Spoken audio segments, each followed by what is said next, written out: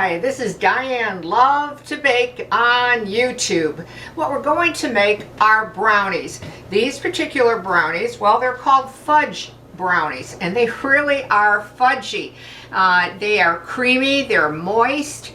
Oh, they melt in your mouth, they really do. This particular recipe, I want to tell you right off the bat, there is no baking soda and no baking powder. So I want to say that right off the bat because I know I probably get questions, and rightfully so, but it does not contain baking powder or baking soda. Now, I no longer put the recipe below at the bottom of the video, and I'm sorry about that, but hopefully I'll go clearly enough and slowly enough that you can jot it down if that's what you'd like to do, okay? So let's get started making these, I think, great tasting fudgy brownies.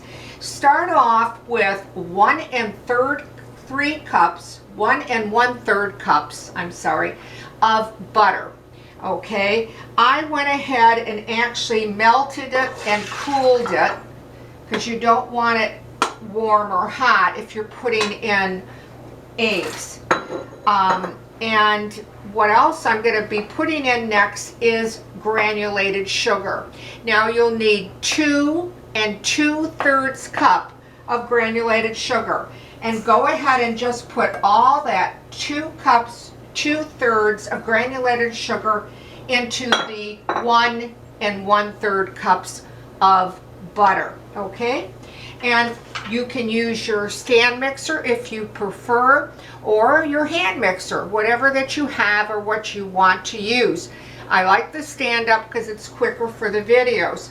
I'm also going to give you a heads up every time that I turn on the mixer because it can be loud on your end, okay? So I'm going to turn it on. Normally you do want to beat this about a minute or two till everything's combined and it's very silky and very smooth, okay? But I'm going to move it along due to the video. So I'm going to turn on the mixer.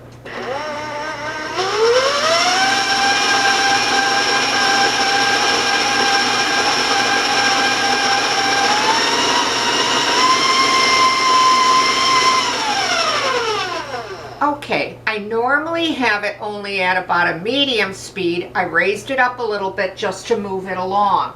The next thing that you're going to put in is 4 eggs, and they've been at room temperature, and I'm going to beat them in one at a time.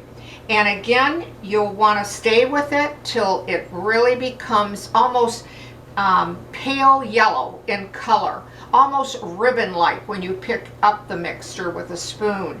So again, I'm going to turn on the mixer, and I just want to get that out of there. Okay, and now we're going to put one in, and I'm going to turn the mixer on. This is 2, 3,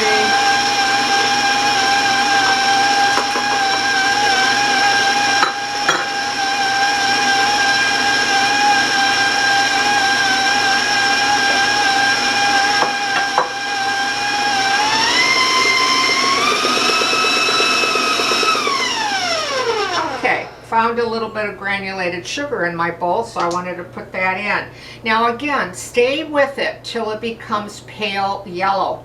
The next thing that we're going to be putting in is a tablespoon of vanilla. So I'm going to turn on the mixer to give you that heads up.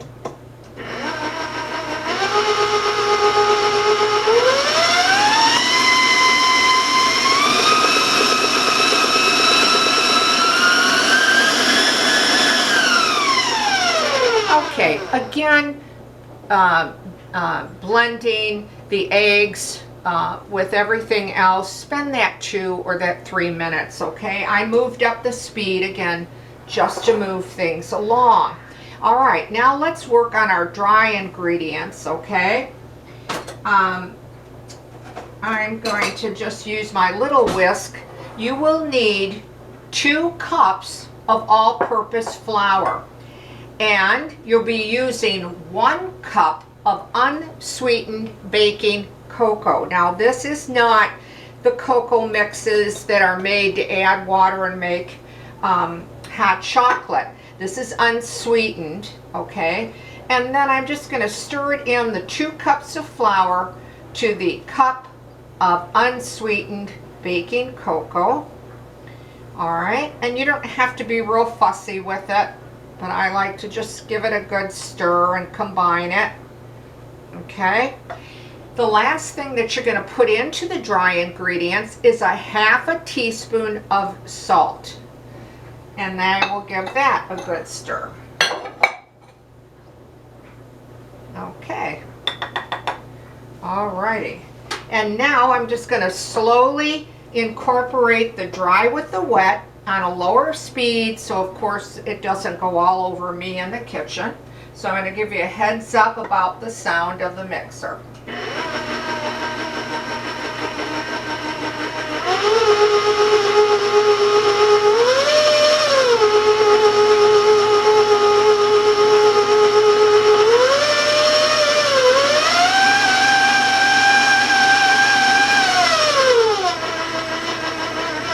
Almost done.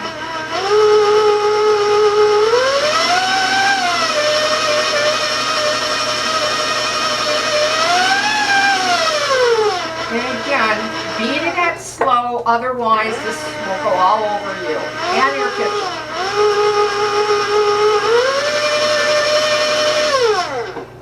And put a little bit more, and I'm almost done.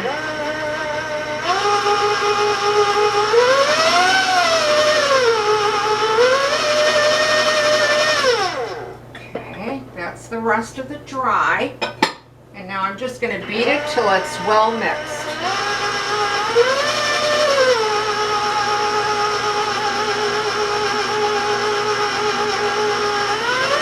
And now I'm going to raise my speed just to move things along. So heads up on the sound.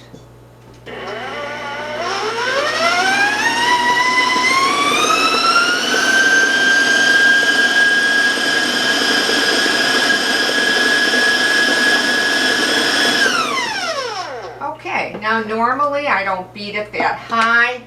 I'm usually at about a medium high. So sorry about the sound.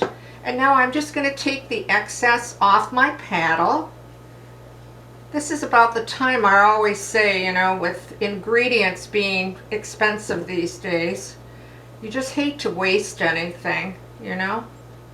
So I'm like everyone else, I believe, you know, very conscious. Baking is so much fun, and it's nice to know the recipes that you're making, that you know what you're putting into those recipes, than rather buying bought. And now I'm just going to clean the sides of my mixing bowl and the bottom to make sure, because sometimes that paddle doesn't get all the way down. This will be a beautiful silky batter. It will seem heavy to you in weight. It's not real liquidy, and that's why they are very fudgy, okay? And it's a deep, rich, medium brown. Oh my gosh, you can smell the chocolate. When you bake these too, your whole kitchen will smell so good of chocolate. And I'm going to put that aside for the moment. You'll need a 13 by 9 pan. Go ahead and use your parchment paper or grease it however that you want. And I'm just going to, and I hope you can see this batter coming out if I have a good camera angle, I hope, of how silky and how smooth. Oh gosh. If it didn't have raw eggs, you know, you'd be tempted to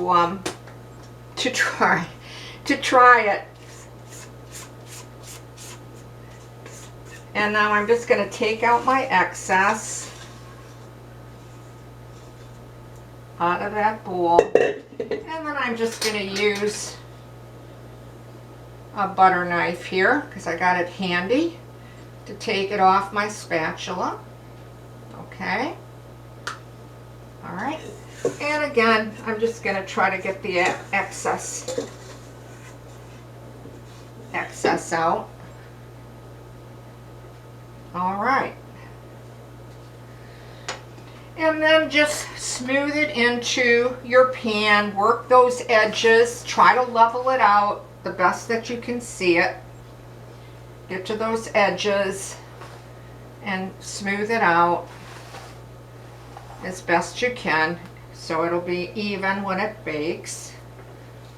And then again, with my butter knife, I'm just going to take the excess off and blend that in. Okay, we'll set that aside. Now you're going to take these brownies in a preheated oven at 350 degrees for anywhere from 25 to 30 minutes. And you know, our oven's set up so differently, so I actually start checking mine around 20 minutes or so. Now, when you know that the top is very dry and the center seems set, they're generally ready to take out of the oven. I do use a cake tester or a toothpick. The only problem is a lot of times you will test it and it will come out where it's not dry. So you're thinking, oh well, you know, they still need longer. That's when it kind of comes into play that you could overbake them and you probably aren't going to like them very well. So that's the only thing that makes it a little tricky with this recipe, is when you're checking them. But again, make sure the center seems very set when you touch it after your baking time that you're checking it, and that the top is dry. The top all around is dry and the center seems set to you, okay? But again, if you're testing it and just globs of batter come out, well then it's very raw. But just really pay attention to the top, especially if you want them to be very fudgy, okay? I find, to be honest with you, I come very close to that 30-minute mark. I come in with my oven around 27 minutes, 28 minutes. But as I said, all our ovens set up so differently, so you know exactly how your oven bakes, okay? So I'm going to rinse my hands real quickly because I was working with raw eggs.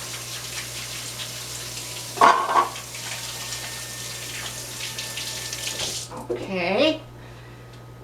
And I'd like to show you one that's baked up. Now I didn't cut them purposely. I know that the brownies are not in the center of my tray, but I transferred them when they were still a little too warm, and they're stuck there till they're fully cooled. Otherwise I'll have more cracks and that type of thing. But I wanted to show them without them being cut up, okay? Now, I'm gonna take a clean knife here, and let's see, no, I still can't move that, unfortunately. It's still warm. What you'll want to do too is that you'll want to make sure that these brownies are completely pretty well cooled from the pan before you move them. Otherwise they will crack, they will break, that kind of thing. I moved mine along because I know I was going to do this video and I should have waited longer to cool them. Now these brownies, you can frost them with a frosting, chocolate frosting, any type of frosting or icing. Put a chocolate glaze on them, or even if you want to sift powdered sugar over them.